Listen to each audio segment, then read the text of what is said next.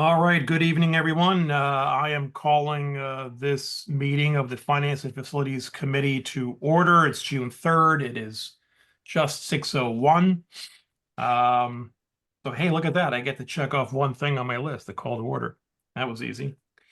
Next item is a review of the May 6th meeting minutes. That's attachment number 1 to the agenda. Jen or Jay, do either of you have any comments or suggest changes to the minutes, the May 6th minutes? No, I'm all, nothing to add. I'm all set. All right, I'll entertain a motion to accept the minutes. I move to accept the minutes. Jen, your turn. I second. Very well. Moved and seconded that we accept the May 6th minutes. Any discussion? Yeah, all right, hearing no desire. All those in favor signify by saying aye. Aye. Aye. Any opposed? Any abstentions? Motion carries. Minutes are approved. Thank you. Second item on our list is the Director of Finance report, and that is to include the treehouse update. So whoever feels competent to address these issues, proceed. Okay. So I thank you all for doing this fully remote. We are like all hands on deck and short staff. We've got so many things going on this week and next week, as you can see. And so I appreciate everybody being fully remote. I started out at the NEA retirement right down the street and saw a lot of wonderful teachers who were retiring and teachers who had retired. So it was really a wonderful event and beautiful day for it.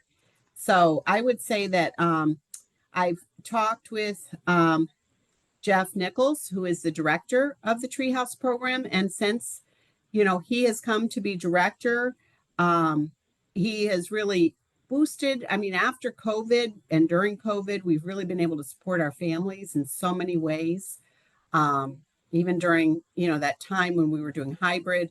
But afterwards, with the programs in 5 schools, and the summer programming, which is awesome. They really get field trips and field experiences and learning experiences. And it's just awesome. They support our reading and math initiatives as well. And I couldn't be more grateful. We're actually going to be meeting. Clint and I are going to meet with Jeff Nichols to give him support on things that could be done over the summer to help our kids continue to read and do math. And also to have the right resources. We can go over the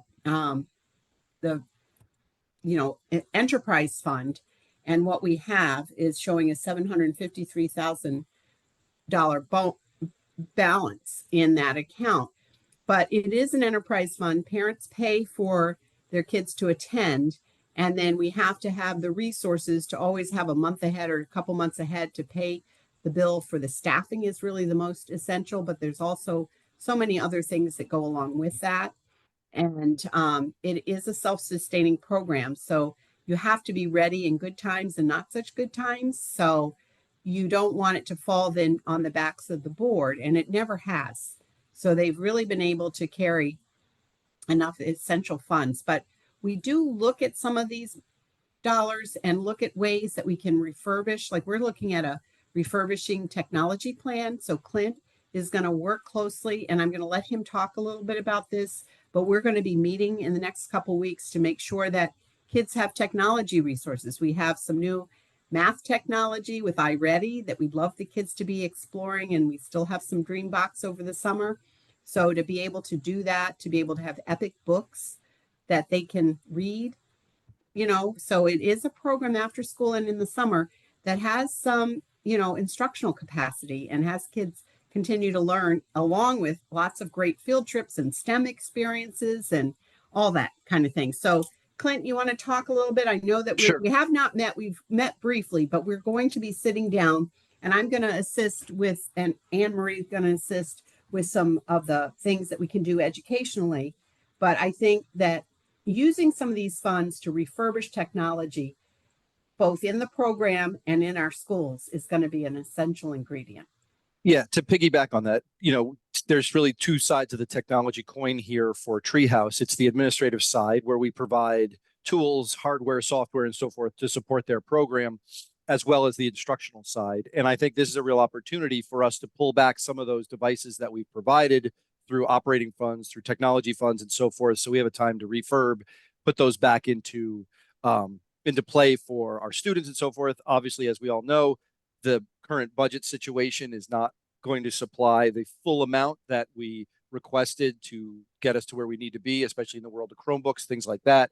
So I see this as an opportunity to pull some of that back that has been exclusive to Treehouse to refurb over the summer and provide to students during the school day, while at the same time working with Susan, Jeff, Anne Marie, and so forth to make sure that we have new technology equipment specifically for Treehouse during the school year, during the summer months, so that we can support those programs again, administratively, but also educationally as we proceed. And Jeff and I have a meeting on the schedule for following graduation, because I asked him to give me till then so we can button up this year appropriately and through the 13th. But I'm excited about this opportunity. I'm excited about working with Jeff. And I'm excited that we can expand this to additional educational opportunities as part of the Treehouse services overall. Technology is going to be a key role to that. One of the things we've done in the past is to provide, let's say, a class set of Chromebooks in the library that could also be used for Treehouse, so that you could be using them during the school day with kids, and then you could be using them in Treehouse. So there's a lot of ways that we can help support our technology needs during the day and after school in this program with some of these resources. So we will be giving, once we've laid out the plan, we'll definitely give it to the board and share that with them. But it's exciting to be able to, it's a lot of synergy and collaboration in this effort, because these are our kids during the school day and before and after. And one of the things that Dr. G and I found when we first came on board is a lot of our kids were crossing the bridge to go to the other side, not just for a magnet school, but also for before and after school care. So Treehouse has really filled a gap that was a need in our families. And COVID, Jeff talks about COVID all the time, because he and his wife reap the benefits of their kids being able to have a structured learning environment on the days that they weren't going to school. They went to Treehouse. And so he really, when we first met him and he was so excited about this program, he talks about how it really positively impacted his family.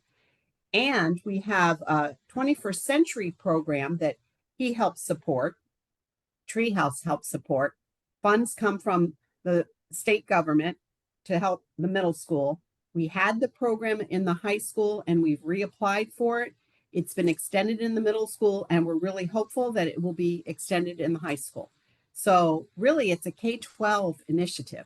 So we, while we have we do have Treehouse in all 5 elementaries, it's also in the middle school, and in a sense it's also in the high school. So, and supported partially by grant dollars, and then the rest is by enterprise, by family, having their children involved and paying for it. And I think I gave you a price list too. I had asked him for some details and I sent that out to you. I hope you received it. Kind of wave at me if you got that, because he had a lot of details in there about the cost. I mean, it's still very nominal fee, and we have Care for Kids if families can't afford these prices, and it's on a scale. So it's really access for all kids and families. Susan, if I might, I want to first thank you for you and Clint for the explanation of the program, the worth of the program, and all of that. I have a suspicion, I'll let Jay speak for himself and Jen speak for herself.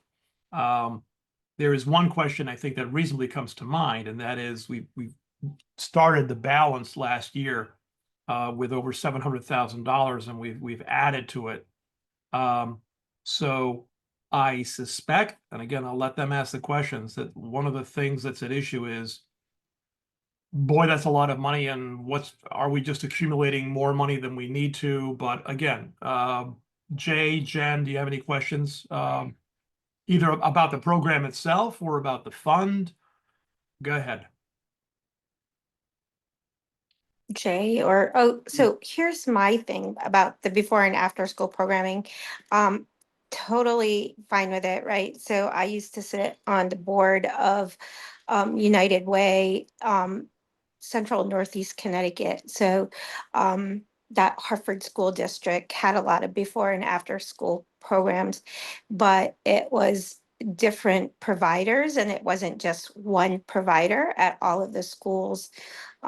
Not only did they provide like after school, like whether it's studying or just keeping kids off of the street, but they also provided wraparound services. So I can't really judge right now without knowing. I just know that this is, um, you know, rather expensive, and I guess I need to understand like how many students are benefiting from this, like before and after, and to see if there are other agencies within our district, either through the support of United Way, to see like what other opportunities are available. Not necessarily saying this is a bad program, but just to understand like what's available and understand costs of other programs. So that's my comment. I Jay? think we have done cost Sorry. analysis, Jen, and it's probably one of the most affordable programs that there is, especially with the sliding scale with Care for Kids. Mhm. Groton has had opportunities in schools where different schools had different programs. It was really important to Dr. Grenier and I to have something that came from the schools, that was an enterprise fund, that was really tied into the schools and connected to the schools for the learning opportunities, the enrichment opportunities, and to make sure that the funding was affordable to our families. So instead of having all these other different programs, now I'm sure parents do have other programs that they take their kids to, even after school, neighbors or, people. But this is something that is in every school, before school and after school, even on PD days and holidays, they're able to come. So our families have really been very positive and excited about having this for their kids available. Yep. So some of the programmings that I mentioned, and I'm just saying like my oops, my exposure, I making sure I was not on mute. People didn't have to pay.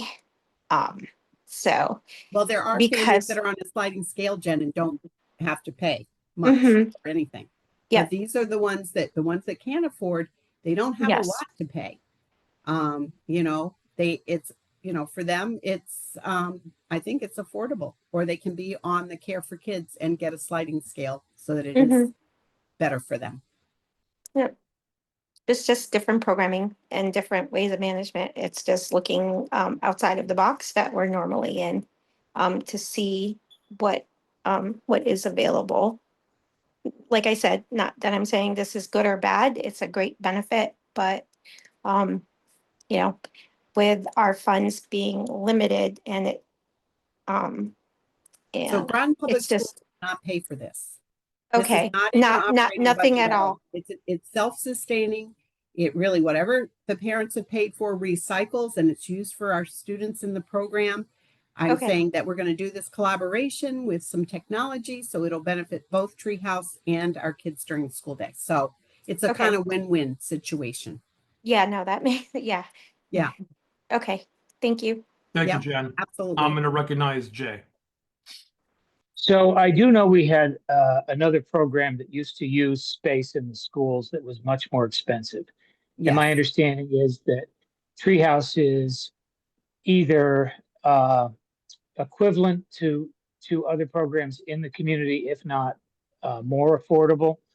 Mhm. And so I understand, that it's a wonderful program. But I am concerned. So it is an enterprise fund, Right. such as the food services is. It does, obviously, it's turning a profit now. And in the beginning, I think it struggled to do that. Now it's obviously um, generating more of a profit than I had anticipated. But I think it's incumbent upon us, because it's an enterprise, to determine the best use of those funds. I mean, once we have a budget for what Treehouse itself needs, unless there are some restrictions like there were with food service, I think it's incumbent upon us to use some of these funds wisely to support education and not to allow a major surplus to build. Again, I don't know. I know that there was discussion about the food services, and that has to all be approved by the state. I don't know what the status of this is, and maybe Ray can check with CASBO on other districts that use enterprise funds. But I think that there are some opportunities out there for us to use this for educational purposes, especially since the budget request was not fully funded.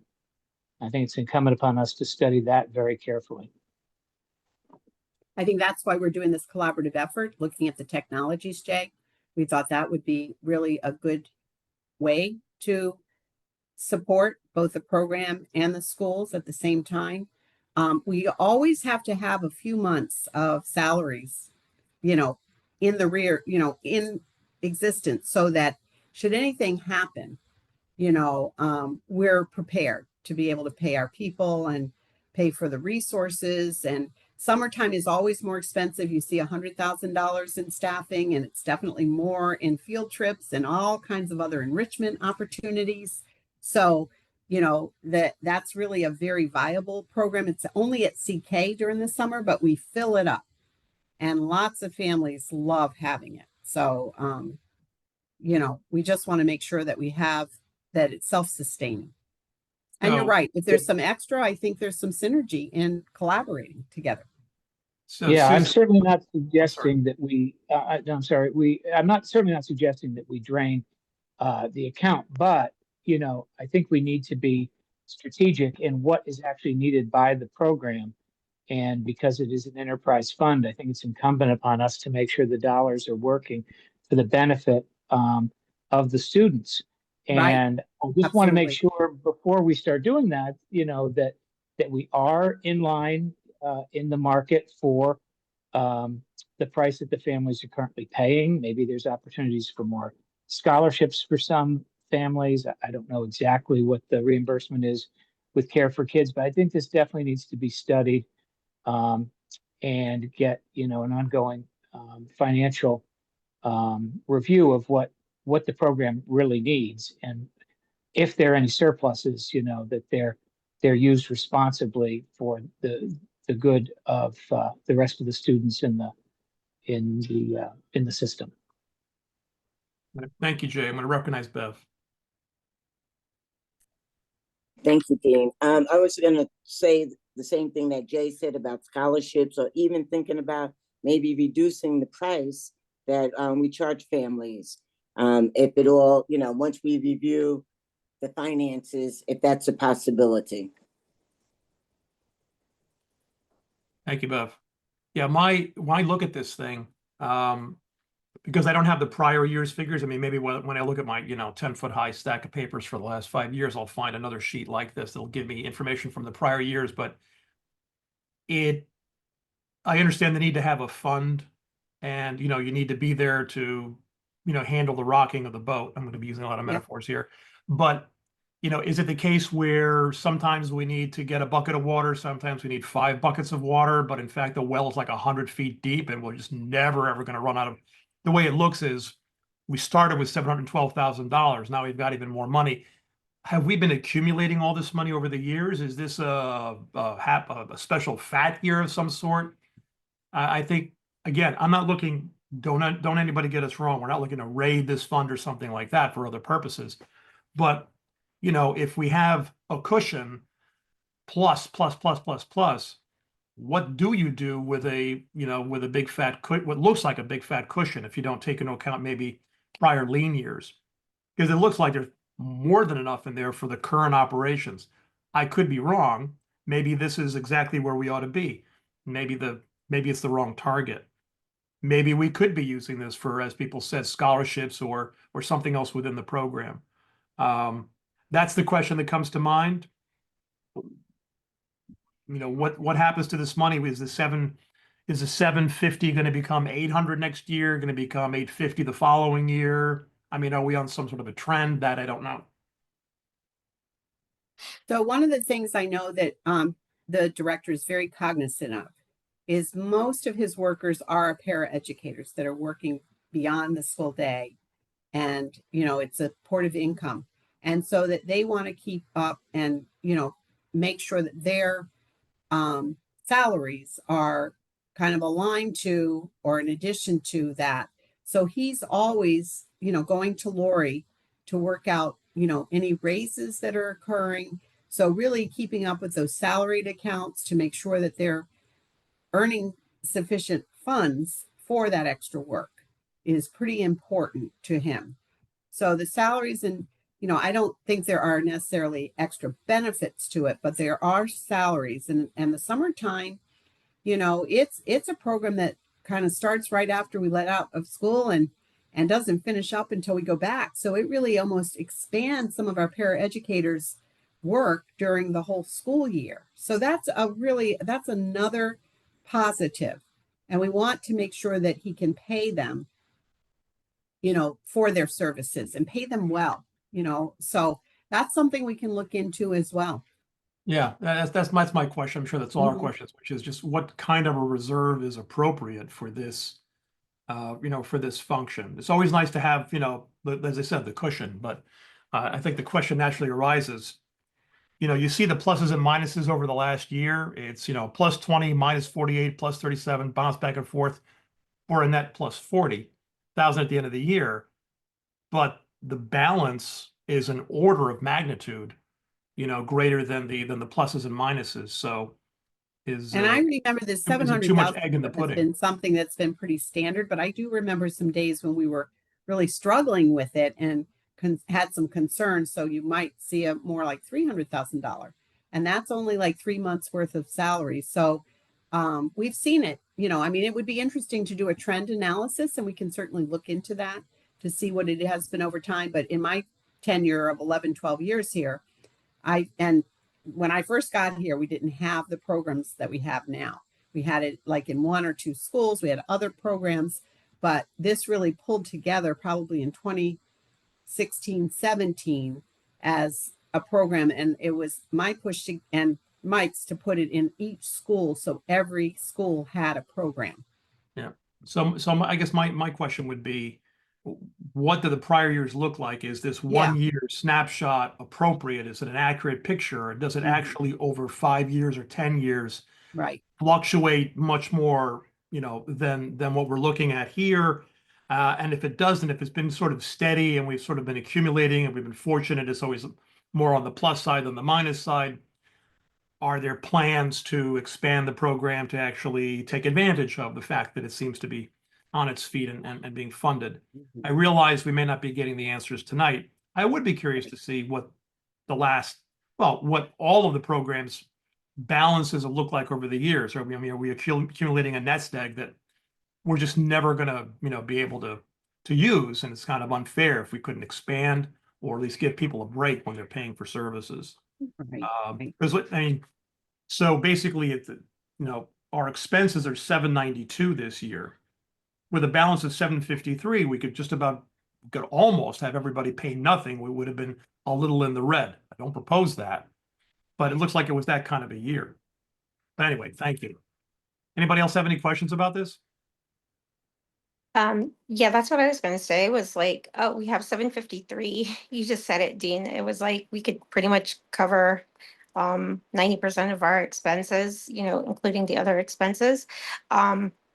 So I don't know if, like, policy wise, like we say, hey, we always need to have like a cushion of 500,000, 400,000, whatever is appropriate, Lori probably know what an appropriate reserve is for payroll. I know Susan mentioned 3 months, but from an HR perspective. And then anything above that, we just sort of take it, right? And then use it for other things benefiting the kids. Okay. Thank you, Jen. Jay, anything Mhm. else? No, thank you very much. All right, Bev, anything else? So what's the next step for the administration, Dean? Where do we go from here?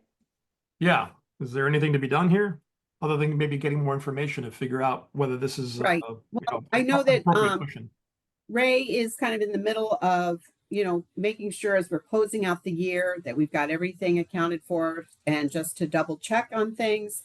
I think if we do have some time, I think to look back and be able to track it over time to see, the consistency of what that number is, as far as the overage. And, like I said, I remember times when it wasn't like that and we were concerned about making payroll for the next 3 months. Like I don't want the board to ever have to pay for this. It should be sustaining. And but there might be other things that we can provide in the program, and some things that, like I said, with a collaboration can benefit our school district and our program. So yeah, so I would like to have an idea of what the trend has been, and also I'd like to have a firmer idea of how exactly we could, since we do seem to be very well funded, how we can take advantage of this Right. So while still those are the leaving two a healthy key cushion. ingredients I think we can come back to you with. Absolutely. Thank you. Can you come back, when? August, July? Oh yeah. I mean, we got to close out the year to get this thing all situated, and Rita has to come in, and Ray's already working on some of this, but we can absolutely come to you back, by the end of the summer. Okay. Yeah. Well, I was gonna say July of 26. Oh, I had to hold you throw to that that. out. Come on. I guess I'm ambitious. Yeah, you guys will miss that when I'm gone. Yeah, we'll miss I you. hope not, Ray. I hope we're satisfied moving forward. We'll miss you, but not too much. Yeah. Probably not. Okay.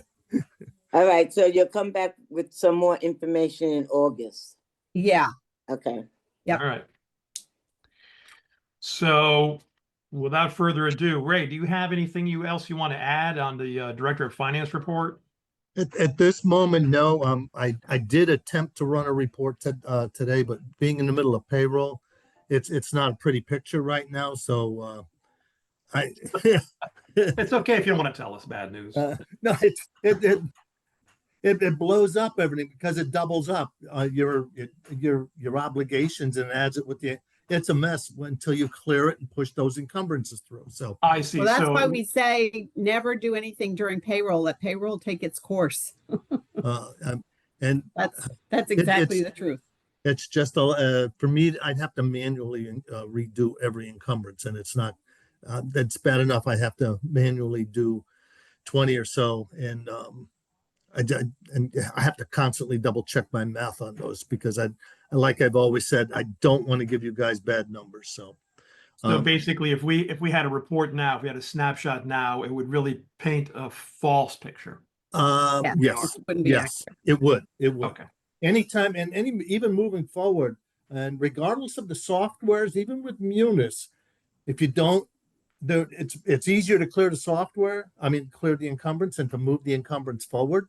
But if you don't push that button that clears the encumbrance, you're going to be hosed up. I experienced it myself years ago. So if still have to follow process and procedure, just like any other software. So. All right. Any Oh. questions for Ray? Yeah, Jen, were you waving? You're on mute, so you know. Jen, you're on mute. Oh, Jen, you're on mute.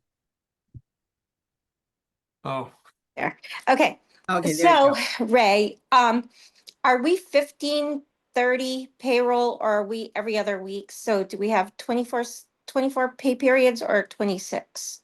We have 26. 26. Okay, so we Okay. can't say that we're gonna propose to move our finance meetings maybe like the second week of the month because payroll is always gonna, because if it's 15/30 and we're always gonna have an issue, whether it's you or whomever, is running the business office, that we will never be able to get a report because of payroll is always running at the end of the month. That's not a true statement. We will Okay, manage, you will be able to get a report.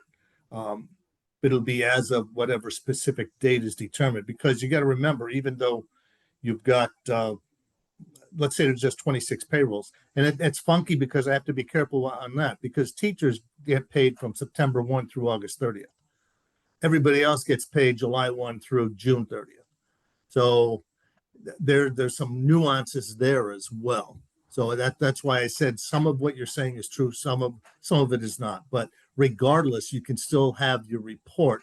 It just, those 26 weeks there may be a 3-pay month. Yeah, You know what I mean? we've had a Where it few of falls- those. there's Yeah. always, if it's 26, yeah, there's Right. like 2 Right. extras every year. Yeah, so there will be 1 month where there's 3. So again, Too much. somebody will manage to get you a report. It's the timing of it. That's all it is. So you can't Okay. what I'm saying is, if you ask for a report in the middle of a Tuesday of a payroll week, it's not going to be accurate. That is true if it's in the middle of a payroll week. Okay, Okay, so we can't get end of month reports.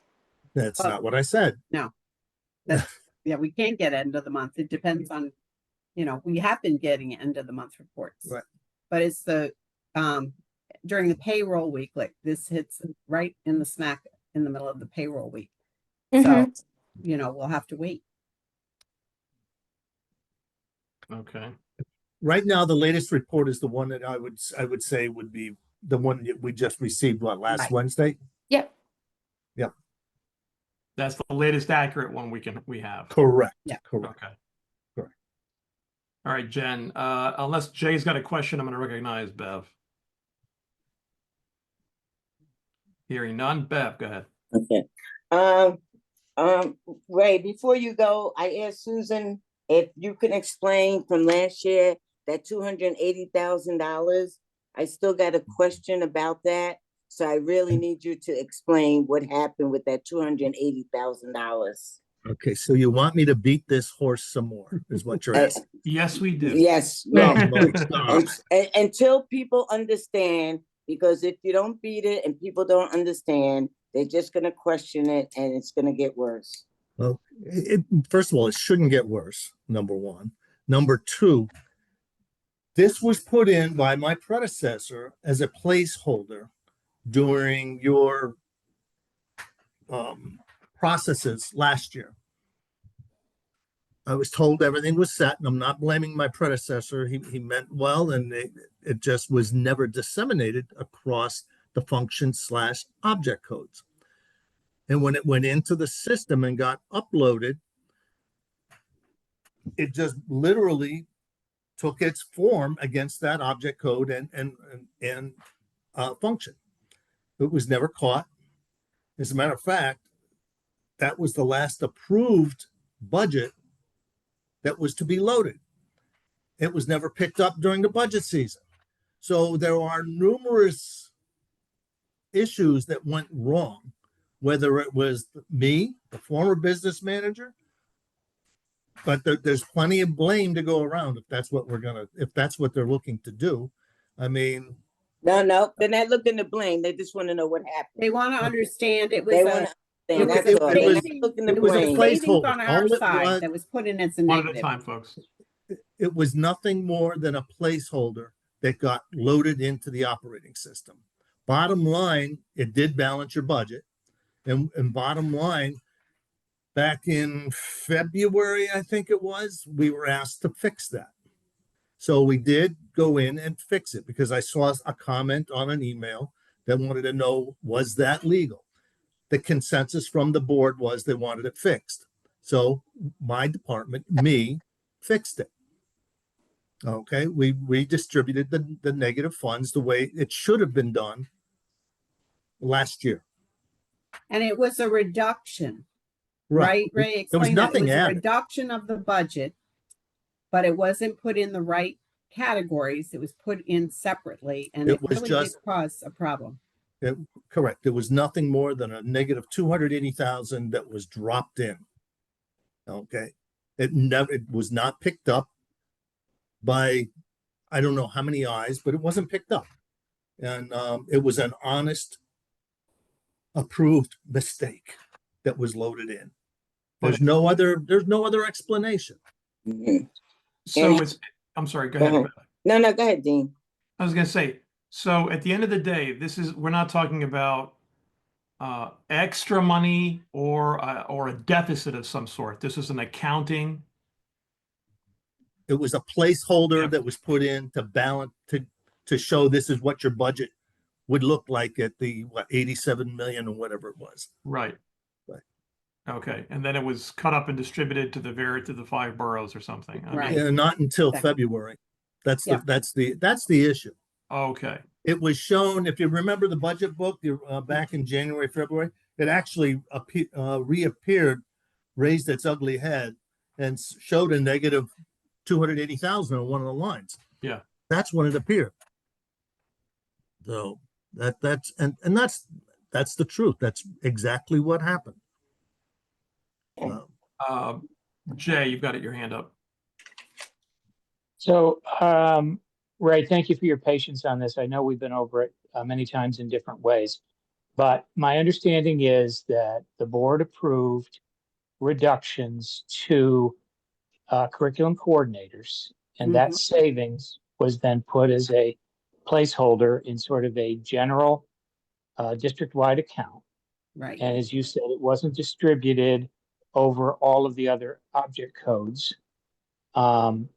So to Dean's point, no money was lost, no money was added. It was just not properly distributed because I think it was one of our last minute decisions that It was. one of your predecessors had to fold into a budget to hit the February 28th charter deadline. And I think he simply ran out of time because we made so many changes at the last minute to the budget. That's my recollection of it. To be honest with you, I wasn't here, so I'm going to take your word Yep. for it, Jay. Yeah, I am Yeah. totally with you, Jay. That's exactly what it was. So I guess the only thing I could ask is it possible for somebody to just give us the object codes that were affected and the amounts, just so it's in a report, so that the next time somebody asks, we just I have the it in- journal entries right here. Yeah, if you Hey. could, if there's some way we could just send that to the entire board, Okay. and then we can move on. Right. Can I the ask current one budget. favor? Can we put this to bed then? Yes. I mean, it Well, that's happened. what, It's that's my over. It's hope. done. Yeah, That's what Bev yeah, wants. That's what I want. That's Yeah. why I'm bringing it up. Yeah. And Ray, I Right. think you and Lori and I look at it tomorrow just to verify. And because my memory is just like Jay's, it was definitely the curriculum coordinators. Okay. So I'm all for it. we'll review it and we'll send it out.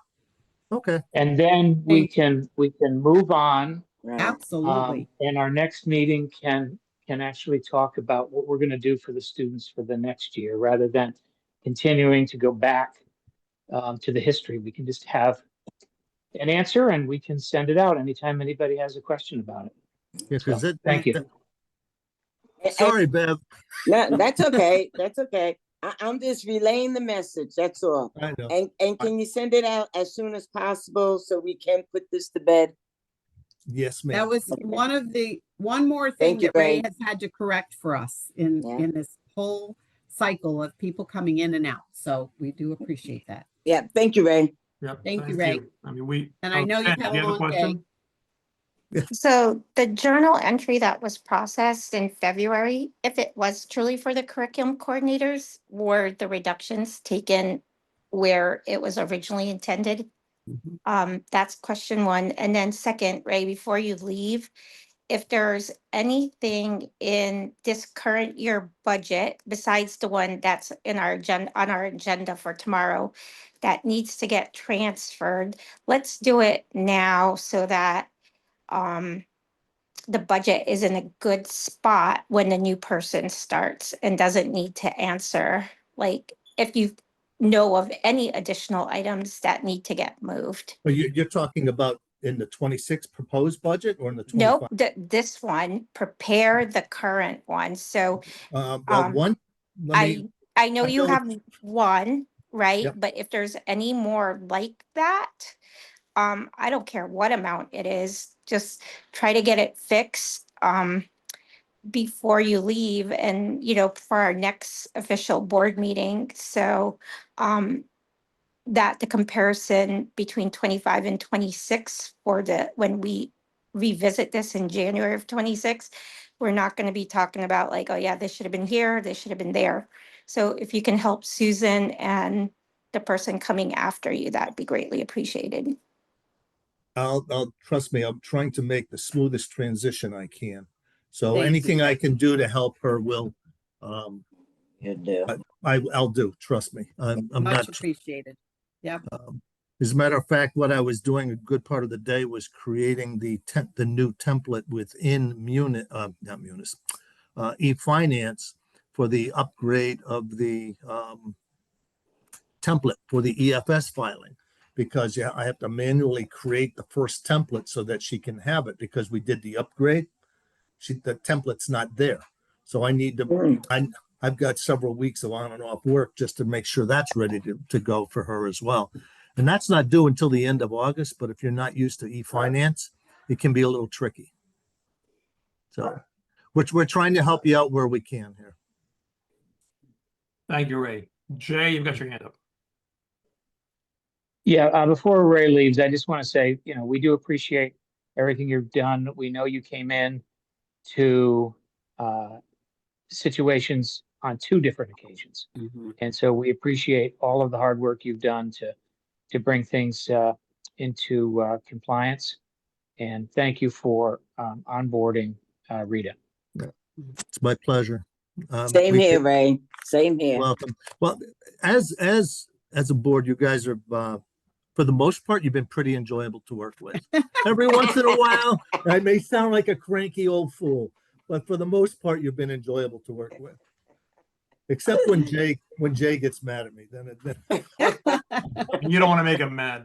Yeah, that was a very graceful answer. Thank you. But thank you all. It's been appreciated. Sure. Thank you, Ray. Jay is always the soul of tact. So without much further ado, if we're done with finance for Yep. now, Have then a we good move evening, on Ray. to facilities. You think we can finish by 7? I'm not rushing anybody. I But- doubt it. Bye. Bye, Come Ray. on, Ray. So Sam and Ernie and I and Chris too has been so helpful with the CEP. I know he's already presented to you, but we really are looking into the future, and I want him to be able to talk about how his enterprise funds have had helped support the CEP initiative, especially at Fitch, that our numbers didn't come in as high from the state end to help afford it. So he's had to help us out. So Ray, Ernie, I'll let you take it on from there. We tried to explain it. We did give an answer back to the community member who had questions. I think the board was on that. So we have a whole website now, and I'll make sure I have it in board notes so you can check it out on free and reduced lunch and community eligibility programs so that families will understand this better. Thank you, Susan. So like Susan mentioned, folks, good evening, by the way, is that we did answer a community member. Rebecca Bayes created a really nice letter and was sent out to the parent, explaining about CEP, and it is very confusing. It's something that really takes some digesting and stuff. And again, CEP was a great opportunity and still is. We have 5 schools that includes Fitch currently that are CEP. Hey, Ernie, can you tell us what CEP means? Thank Because some you, Bev. people may not know. Absolutely. Yep. So CEP stands for the Community Eligibility Provision. It is a USDA program that allows eligible schools to offer free breakfast and lunch to all students. No applications are needed once you become certified. a way to become certified is it's based on directly certified programs such as SNAP, TANF, foster care, migrant, homeless, and runaway status. And that's the confusing part because students that qualify for SNAP, which are directly certified by the state of Connecticut, they get what they call, which is the key term, the Identified Student Percentage, also known as ISP. That is the only thing that the state recognizes when they certify a school to become CEP. They don't take in consideration paper applications where a family may be free. It does not, and I know Superintendent Austin and I and several of us have just where we don't know how to make this part work, but our military families don't qualify because they get another benefit that is not recognized by the state. They get TRICARE where SNAP benefit kids get Husky. We brought this to legislation. I brought it to my military superintendent liaison meeting. We brought it to Bob Ross, who runs Veterans Affairs and has the ear of the governor. But it doesn't seem like they're recognizing that that's a missing ingredient. So we really have to make sure our military families sign up for the free and reduced lunch. So at least the kids who need the free meals will get them. And that's why we have Charles Barnum and NEA that currently do not qualify. So in order to qualify a school has to be currently 25% or higher. That's when we pounced on it last year and says we have an opportunity to add Fitch to our 4-school grouping. You're allowed to group schools that may not quite make it. So you take some of the high schools and you add a low school to it and you bring your ISP where it's acceptable by the state. And that's what we exercise for Fitch. Because as this board knows, and I know Bev and Jay, in the past boards last year, a couple of years back, we've all looked for ways how we can feed as many children free breakfast and lunches. This was a great avenue that we exercised, and we were able to add Fitch before the new rate goes into effect potentially in September, which the USDA or federal government is putting it back to the 60%, which is going to kick off a whole skew of schools throughout the country, not just Connecticut. But by doing that, what it did is it took my full 4 schools, and this is where CEP reimbursement comes into play. My 4 schools, we used to get 68% of the $4.45 reimbursement. And then the other 32%, I was getting the 44 cents, which is for the full pay. So I'm putting out a lunch for 44 cents essentially with our current situation.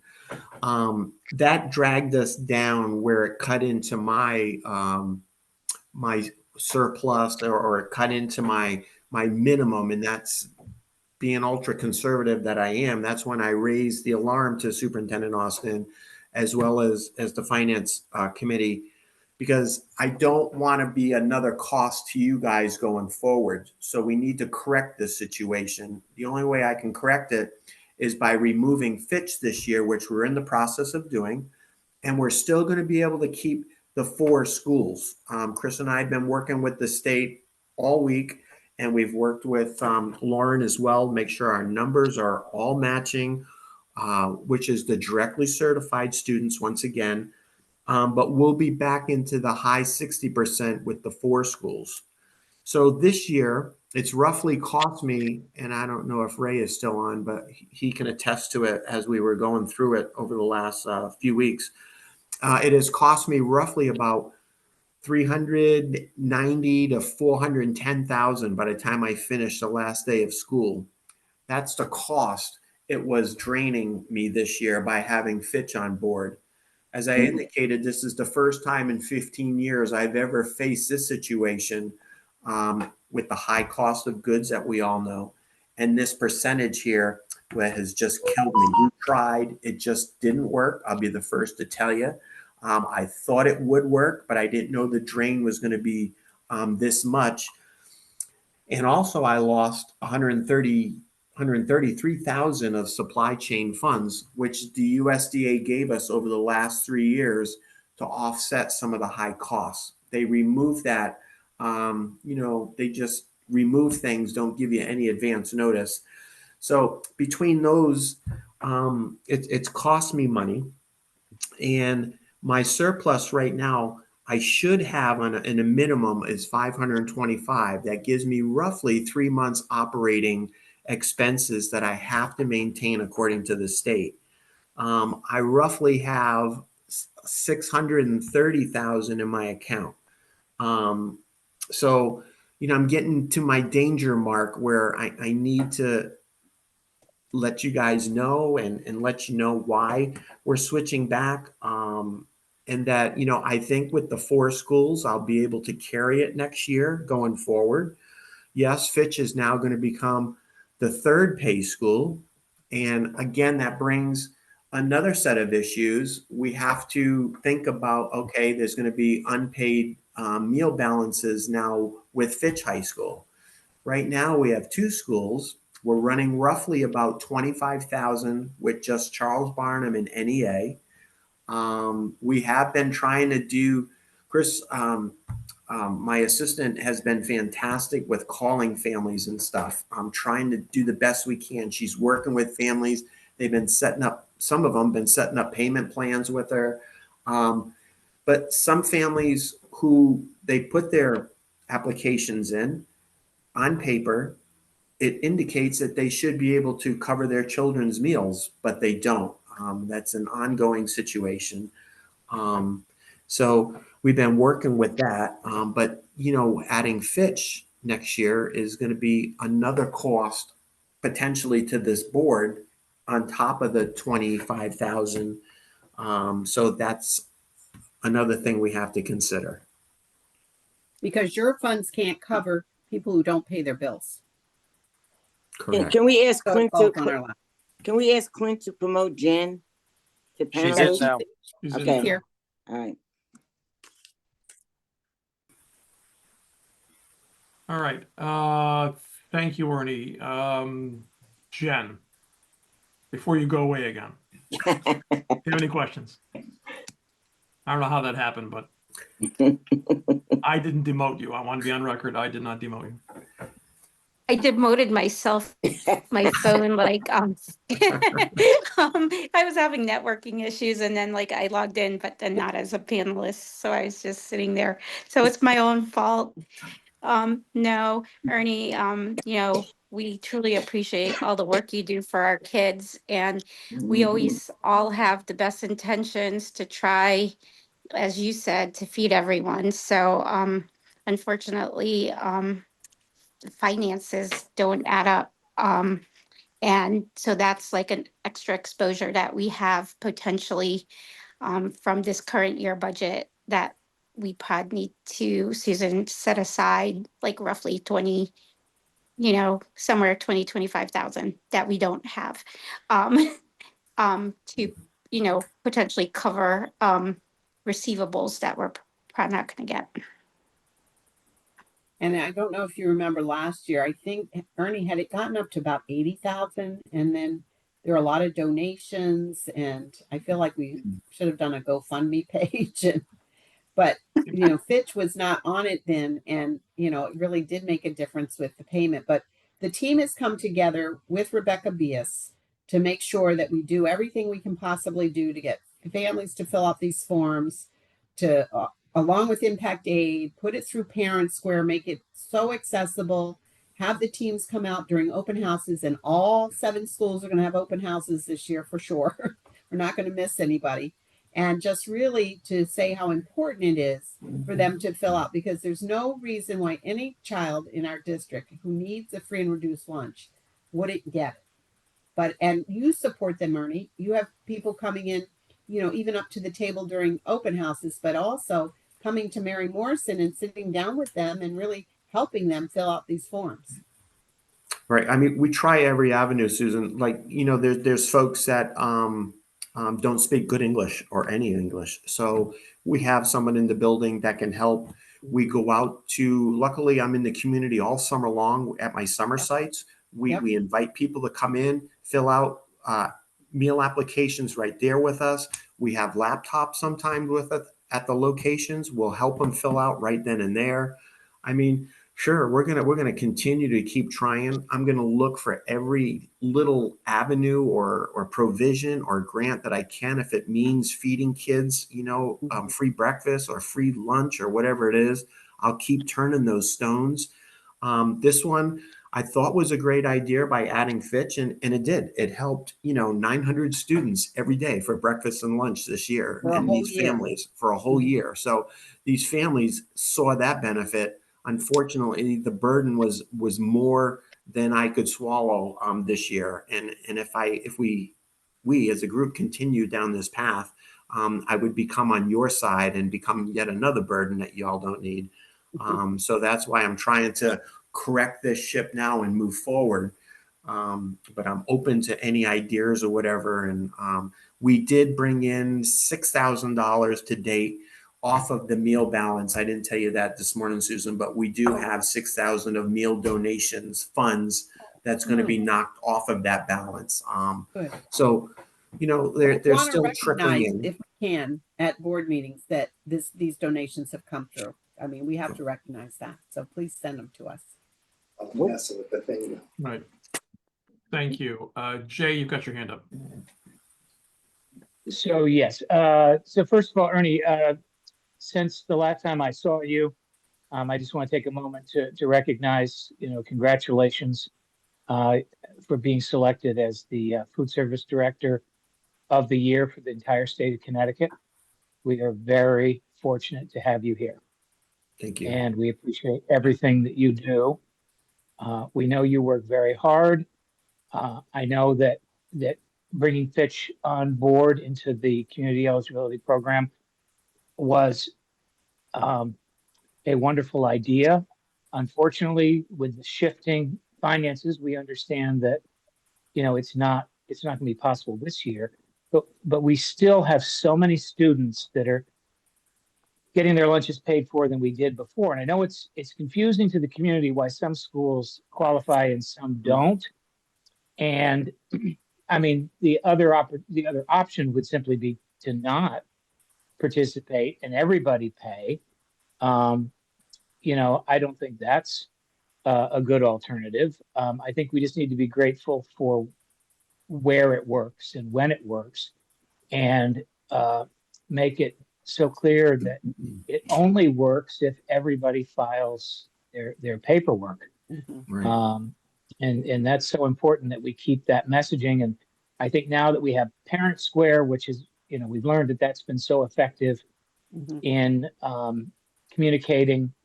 Rebecca did a whole meeting with us about how the opening of the report cards has shot up dramatically through the use of the Power School technology. It was just incredible, the engagement that, and so maybe we can utilize Power School more to get that done. But we owe you and your team a debt of gratitude for taking care of our students all these years over the summer. The various drives that you do to get boxes of food out to community members that need it. I know all these programs are, probably at risk. We're reading about how community meal programs are at risk across the country. But we appreciate everything you've done. And I guess my only question is, the state had agreed to pick up the reduced the reduced meal costs. Is that something that's going to continue in the next school year? Has the state figured that out yet? So that's a great question, Jay. And I'm going to let Chris answer that, if that's okay. That's fine. I recognize Chris. Thank you. Hi, everyone. So right now on the federal level, nothing looks good. They're going to decrease SNAP. They're going to ask food service departments to ask for income verification for applications. So it's not going to be, if this passes, it already passed the House. If it passes the Senate, then anybody who fills out a free reduced application, whether it be on School Cafe or paper, will have to give us verification of their income, which is a whole nother ball of wax in itself. On the state level, there is nothing right now. The governor originally said for next school year, reduced eats free. And for 26-27, it was free breakfast for all. That has been, as of this moment, wiped off. Mhm. And this is confusing for families. Mhm. You know, they're Amen, feeding Susan. us breakfast and they don't feed us breakfast, they're feeding us lunch. So it's like really very confusing. It is extremely confusing. And as soon as I've been following this very, very carefully, as soon as anything comes of it, any final answers, Susan and the board, you will be the first to know after us, and then we will continue forward. It's extremely, I had said this last time, we had teachers that thought breakfast was free for everyone. So it's Mhm. very, very important that when the decision is made, that everyone becomes aware.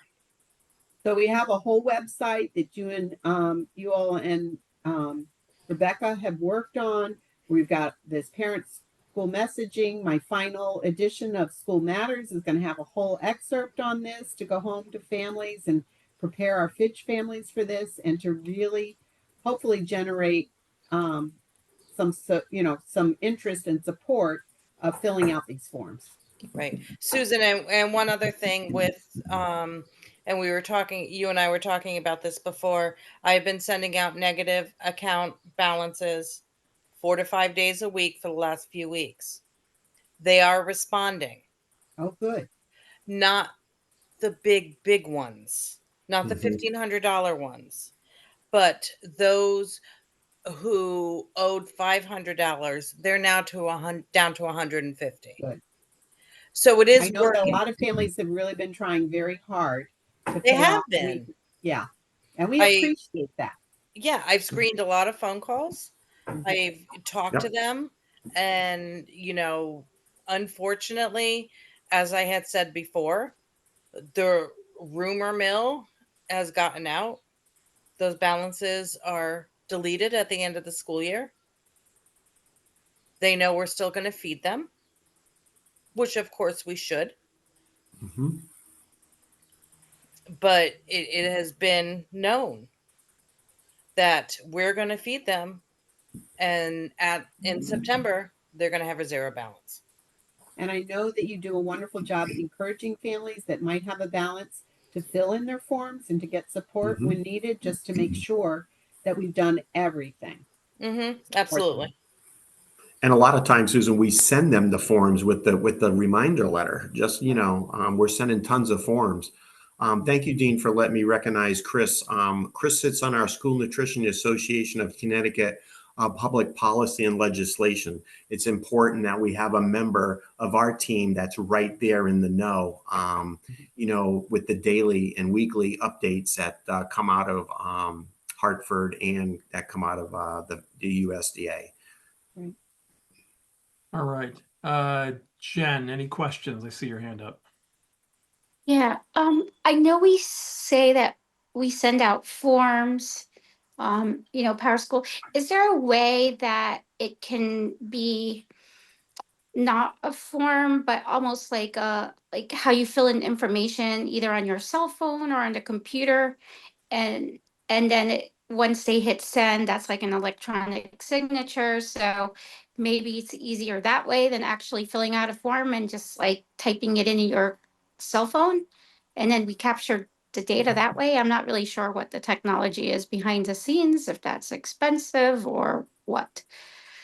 So Jen, we have online application. It's very simple and user friendly. It is And, okay, and it's on and our it's website.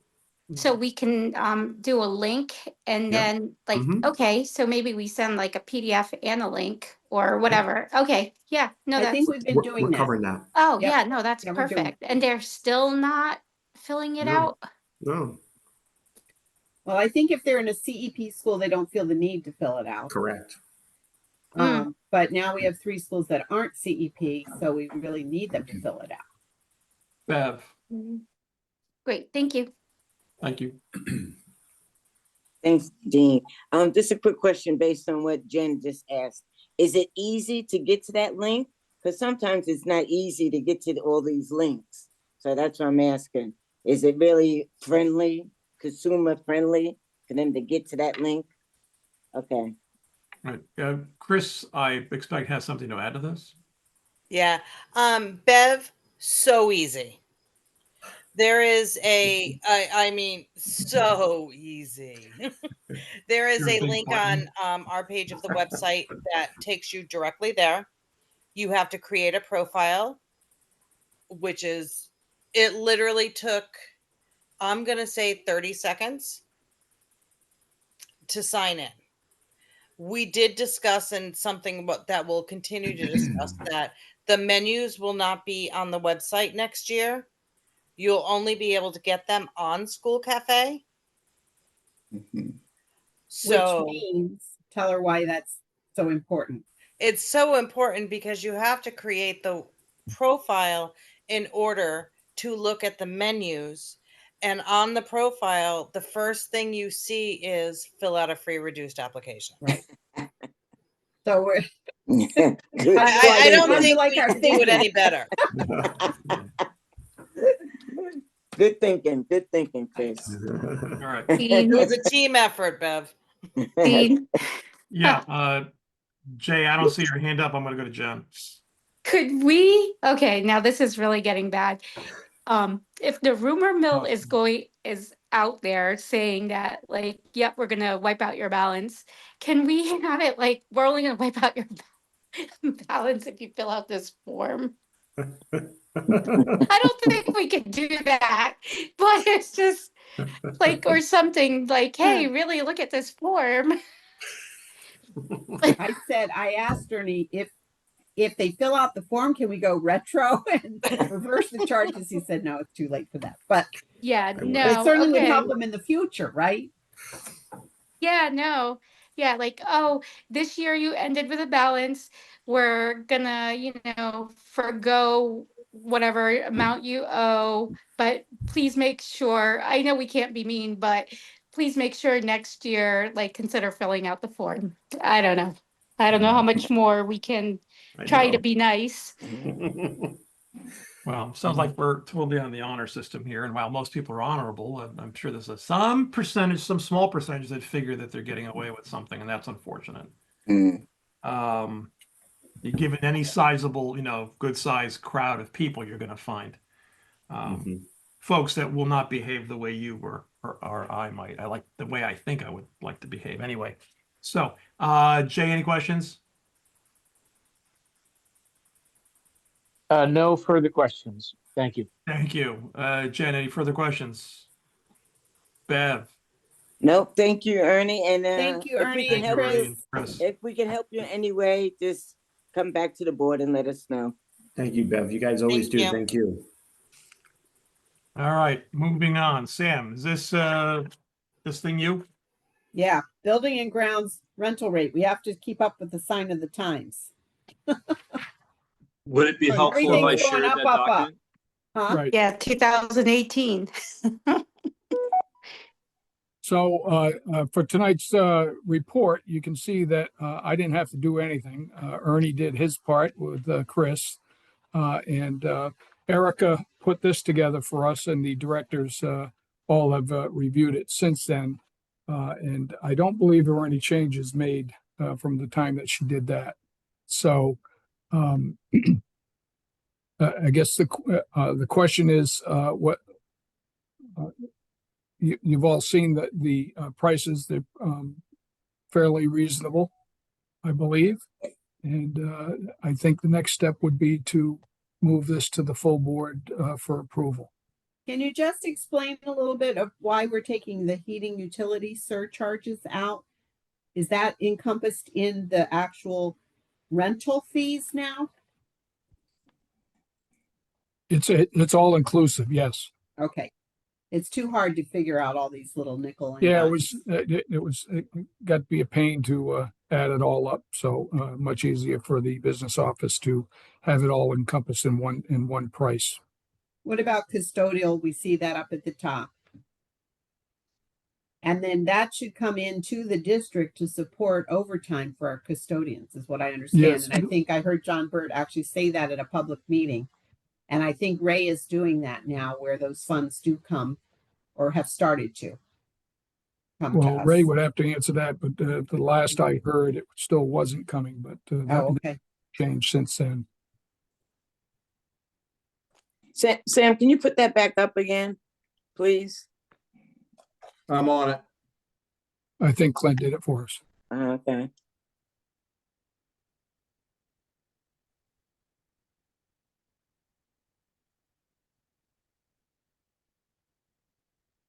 Let me know if you want me to scroll, Bev, or other. Yeah, do you mind scrolling? Thank you, thank you. Ooh, Oh, that's fast. That's too fast. If you go back up So to how the did top, you come though, up with the new prices, Sam? Beg your Because the high pardon? school cafeteria went from 400 to 1,000. How did you come up with these numbers? These we took a look at other area schools. venues that have similar operations, other school districts and such, and they in line with those. How long have you had these old numbers for? 2018, 18, I think, was the last time we updated them. Okay, that explains why some of these have a large jump. Yes. Mhm. Yeah. Well, it also includes, as we said, it includes the electricity and heat included in there too.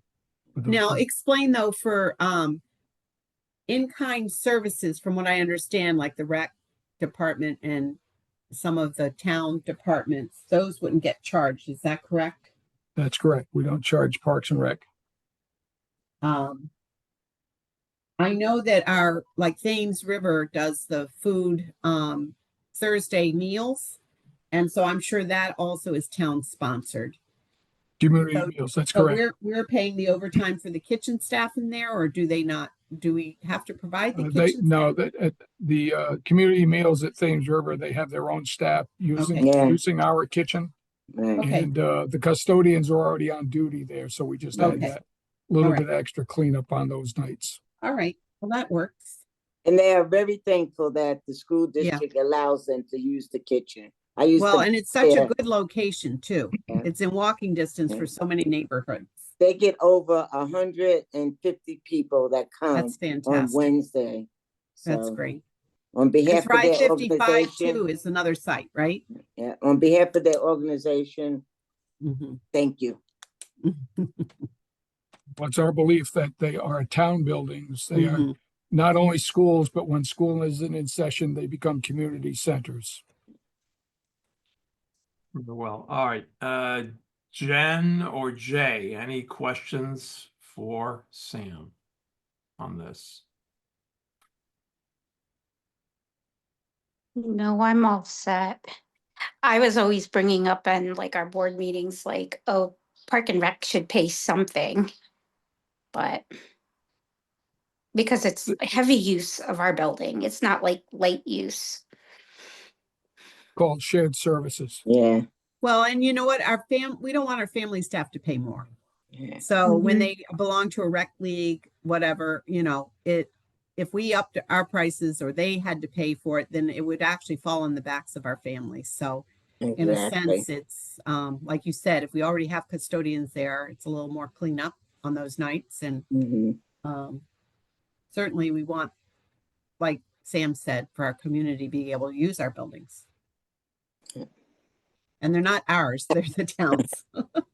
After all, it's the community that's paying for those buildings. That's right. Through They their pay their taxes. taxes. That's right. You're right, Beverly. Yeah, they're not for free. They have No. to know for free. All right, Jen, anything else? Jay?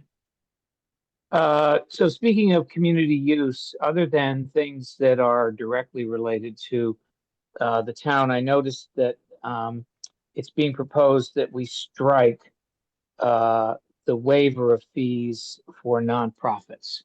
I was just curious what the thinking was there.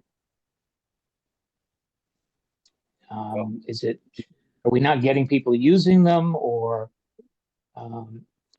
you know, even if we don't want to waive the fees for a nonprofit, do we want to have a different structure for nonprofit, or is that just not something that nonprofits have asked to do? Well, I can speak to the field use, for instance. And some of these groups that are using our fields are nonprofit because they filed the proper paperwork, but that does not mean that they're not charging the kids for the programs, and that the coaches and leaders of those groups are not being paid well for them. So I think that's part of the thinking there. Yeah. So I'm so sorry, go you are ahead. charging for nonprofit. Are you charging? Yeah, okay. Yes. Well, they almost have their own enterprise funds that are self-sustaining so that it can pay for the staff and the fields and everything else that comes with it, the equipment. We Yeah. have dance programs like that as well that use the auditorium, and they do generate funds. Yeah, the with stage at the high performances. school. Yeah. Yep. So they, they can afford to do, cover the cost of the auditorium. I was going to add a comment that there's a popular division that people make between for-profit and not-profit, and nonprofits are people generally think they should be treated with more care. The finances are different. Not for profit means literally not for profit. That does not necessarily mean that they have the tin cup out begging for money and therefore they need some special financial attention. Some do, some don't. Some are actually quite healthy businesses. They simply don't technically generate a profit. They qualify as a 501c3 or other type of organization like that. They have paid staff. They raise healthy amounts of money. They'd always like to raise more. They charge for their services, etc., but they're not for profit. So I, for one, was never in favor of a blanket, well, for profit over here, the not for profit over there, because I can find some pretty unhealthy for profits that are in the red and some fairly healthy nonprofits that are, paying people, et cetera, just as was pointed out before. So, yeah, I look beyond the label of for profit and not for profit to see who should get special treatment, if at all. And I'm not sure that we have that kind of a crystal ball. Is that anybody else have any other questions? So is the back of the page that we received, this is just basically the cleaned up version of the front page for. Yeah, Erica did all that work and presented it. So That's what it looks like. I've checked the numbers. The numbers match up. Okay. The other sheet. I only have one more comment and then we'll go. I understand these are from 7 years ago. And that, okay, so high school cafeteria jumps from $400 per day to $1,000 per day. And yeah, it is 7 years ago, but it really represents something like a 16% increase per year on average to go from the 400 to 1,000. So that if $1,000 is reasonable today, was the 400 unreasonably cheap 7 years ago? That's just, for just an academic question, I suppose. But if you say that you've checked and these are, basically the going rates, if anybody wanted to use facilities, they can go anywhere and, in the area and be faced with the same charges, right? That's what you're saying. Erica Pretty does a reasonable, really yes. great job helping us out. She looks at Cape, she looks at all the towns around us. And, she helps us do some of the legwork to make sure that we're zeroing in on the just right number. Okay. So, we don't Any do it by other questions? ourselves. Any other questions on this topic? All right. Is there anything else you want to add, Sam, for your report? No, other than the fact that we'll be seeing everybody next week at the 8th grade promotion and the high school graduation coming up Right. soon. And no rain, only sunshine. I Yeah, can't that's predict in the that. budget somewhere, right? Yeah. If you Yeah. say so, you're the boss. Yeah. Both events That's what I'm will saying. both events will be streamed live on YouTube. Yes, that's good news. Because So I think families we can see budgeted it. for a weather machine last year. Okay. Anybody have any other questions beyond SEP and facilities use rate schedule for Sam? Bev? Sam, up at the high school at the baseball field, do you have, are there porta potties up there that people can use up at the baseball field at the high school? They were there, I believe, well, they should be there because the Schooners had start tonight. Their first game is tonight, so they should be there, but I'll verify it. Lauren ordered those a few weeks back, so I believe they were all delivered. But I'll About how, verify it tomorrow. okay. But how many did you order? 1, 2, 3? For the baseball field is one. 1, okay. Yeah. All right. Is there another one close to the baseball field, or the other one's pretty far away? There was one near the tennis court, I believe. So if that was filled again this year, there should be one near the tennis courts as well. Okay. Is that close to the baseball field or no?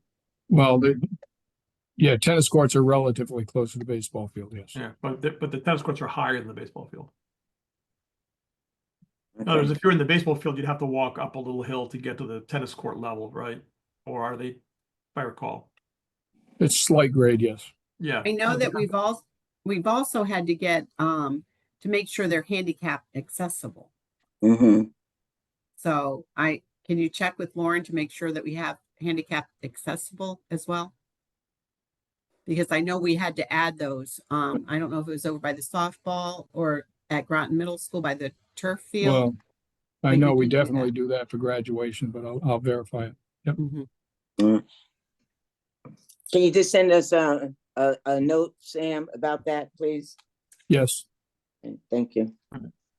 Jay, I recognize you, and then Jen. So from the guy who is always complaining that we're beating dead horses, I'm going to beat a dead horse. Oh, no. So, CJ. Sam, I know, I'm so sorry, Dean and everybody else. Yeah, This is just not words. a Harry Watson meeting. With regard to the EV chargers, was this something because these schools were used grant funds from the state? Did they require these chargers to be placed? And are there any restrictions? Number one. And number two, have we talked to the town about their vendor for putting equipment on them to charge people? So Yeah. we're no longer giving electricity away to anybody? Yes, first of all, the vendor that we talked to was the same vendor that did that is working with the town on their charging Okay. stations. And that's where we got the price for roughly $2,500 a piece to upgrade them to charging for the charging stations. Not So to are be we redundant. talking $50,000 to do that? That would be $5,000 per pole. Each of the poles essentially has two charging cords on them. So be about $5,000 a piece. So if there are four at the middle times 10. school, so if there are four at the middle school, that's $20,000 right there. So Business. that was and the second question was, sorry, Jay. Well, Short first of all, memory. I mean, do we have them here because they're required by the state? Oh, We got grant no. funds to build it. It was So- part of the project, but before Rick Norris, when Rick was still here, he checked with the state and he verified that there are no restrictions on. There was no requirement for us to have them be free of charge. Okay. So we have the ability to do that. Will any of these vendors do the conversion upfront like we did with solar and basically take our fees out of the revenue stream until they're paid for and then split? And I'd have to look further into that. The company that the town used, they charge you to do it, and then they get a certain percentage to maintain them of the collected fees, and then the balance goes to the town, probably, or to the Board of Ed, however it's structured. Yeah, I got just it. wonder if there's anybody that'll do it up front and take all the fees until they're paid for and then split with us, Uh, once the initial investment's paid off. I'll do some more looking into that. I think Okay, we had and, talked about shutting them down for summer until we get an answer and get this stuff really put into place the way we need to. Yeah, and maybe put those $2,500, remove those so they're not vandalized over the summer. Because I really don't want to be replacing those every time. Yeah, that $2,500 keeps coming up because that's what it costs to fix one of the every time somebody misuses them and they need to be Right. repaired. It's about $2,500 to repair them. That's a good. All the more reason why we need to make money off of them. That's a sorry. good suggestion, Jay, to remove those on cables during the summer. Yeah, until we find a vendor that'll work with Yeah, us. I think And, we have to do that. Dean, you can shoot me down. You can shoot me down because I know it's not specifically on the agenda, but I really would like to. There are communities that are rewarding their employees for coming up with budget savings. It's a whole thing that I don't even know if it's allowed in the state of Connecticut, but I'm going to make a referral on that. I think it's time we had the people that are out there in the field and can see, where we can find some savings. I think we owe it to the taxpayer to make sure that, we're running as lean as we possibly can. So I'm going to be making that referral. And that's it. It Thank actually you. came up in our safety committee meeting, our, regional state safety committee meeting in Groton. And that was kind of what their suggestion was, to take them down for summer too. So I think we have support on that. Yeah, suggestion box. Jen, I think Yeah, it's just a quick one. I just wanted to understand, have we heard back from the state regarding the roofing for Charles Barnum? Because we had to resubmit. We did hear back again, and it was sent back to us to make some changes and resubmit Again? it. Oh, so Yes. this is like the second time we have to resubmit? Yes, and Ray has asked the architect to he wants to coordinate with the architect and see if we can get the numbers and everything straight and resubmit it. We did talk to Okay. someone in Hartford, and I got on the phone call too to see how we can expedite this better and to get Mhm. support from them. they're learning Yeah, from so- the insurance company. Something crazy like we had an actual number of, let's say, 999,000, but we've been given $1 million. So I don't know why that being off, I don't know, was it a cent? And I said, at least it's, that we've been granted a penny more so that we can pay for this, not a penny less. So it was something crazy like that. That was the other holdback from last time. So we're trying to get someone in Hartford who can help support and get us through. Okay, so more than likely we're not gonna work on the roof this summer, so it's probably gonna be summer of 26. No, it won't be a summer project. Yeah, Not this okay, summer. okay. Thank And you. we won't do that roof during school either. That Oh, building is not, well, we've done them before. Some schools can be done, but the structure of that building won't allow that. yeah, It'd be no, too much noise for the kids. yeah, totally agree with you. Bev, Sam, how are you doing on I'll call your list, the tracker sheet? How you doing with that? Your Sam? to-do list Your that we to-do review list. all the time. Because at the GA meeting, one of the teachers still said in her classroom at Charles Barnum, she has leaks around her air conditioner. Yeah, actually, we sent somebody over there just the other day after, I don't know if it's the same I person or sent the not, pictures to him. but, Toby went over there and caulked that particular classroom that, was sent to us by Seth, just the other morning after the rainstorm. Okay, thank you, Sam. Appreciate it. Jay,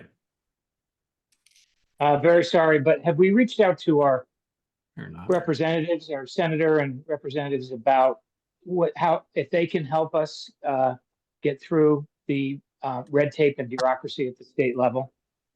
I think that's a great idea, Jay. We'll give him a call Yeah. tomorrow. We're frustrated Yeah. because even I had to get on the horn. And even the woman who I was talking to said there was someone else we had to talk to. So, Yeah. and it's over silly things like that example of, having a CIP that was, $1 or a cent more than what the actual invoice was or the actual quote. So crazy. Well, they always invite us to reach out if we need anything. Yeah, they do. You're So right. this is one of those situations where it's really become ridiculous. So I think Right. we need someone to step in and say, hey, what's going on here? The money has been set aside, by the town for years, and Mhm. the state has a program. Why are we making it so difficult? So anyway, thank you. Well, that and the CEP and our military kids, those are two big topics that I want to talk to them about. So, I was gonna say, Jay, Yep. that the state's actions remind me of insurance companies when they keep sending back the bill. They keep changing their coding. Oh, I'm sorry. So it's another 30 days, 60 days, 90 days. Yeah. Yeah, exactly. All right. Any other questions before we adjourn? Bev. Okay, I just have one thing. I listened today to a webinar, I think that Cade might have sponsored, on the federal update on education and policy. And the good news, I'm just going to tell you the good news, is about impact aid. Impact aid, the funds are still being requested for impact aid. There has been no cuts yet for impact aid. So that is very good for us because that's $1.6 billion for funding requests for impact aid. So if it continues to go through with the federal government and Congress, that we'll be looking pretty good next year. But so far, it's still there. Fingers crossed. Yeah, but we don't know if there's going to be any policy change, in the policy for impact aid. But the funding will still be there. good. Always strings attached. Yeah. All right. Anything else for the good of the order or the ungood of the order? Or the double plus ungood of the order? Okay. I'll entertain a motion to adjourn. Motion to adjourn. I'll entertain a second. Okay, I'm gonna read your lips and say that Second. that's a second. Hold on. I All have those in a document. favor? What? Any opposed? Motion carries. Thank you very much, everybody. Good night. Thank you, Thank Dean. Thank you. you.